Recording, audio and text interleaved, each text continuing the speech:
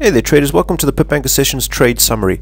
I'm going to run you through a couple of the things that we got up to in the live rooms today. So what I want to show you here is the pound on the pound dollar on the different time frames.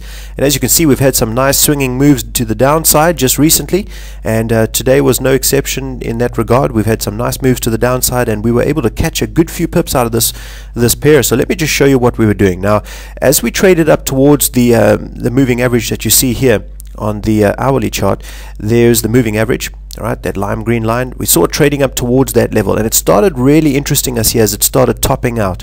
As you can see there, the price action started getting choppy, started getting a little bit of resistance there, and then we started to stack odds. So we said, all right, is this a level that we would be interested in? So if you flick up to the 4 hour, you'll notice that at the same time we were roughly over there. Okay, and that was near to the red MA that we have on our charts as well. So we had two different MAs on two different time frames right at the same area providing resistance. And so we thought, well, is there anything else? And we cast our eyes down here to the 15-minute chart where we run our daily pivots, and we'll notice that the daily central pivot point was right above there as well.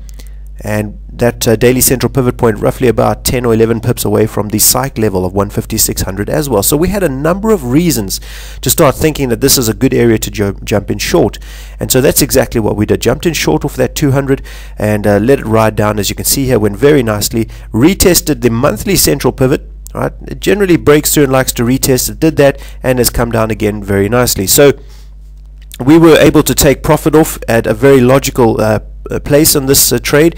Have a look over here. You'll notice there's a lime green EMA along with a black line that is a previous resistance line turned support.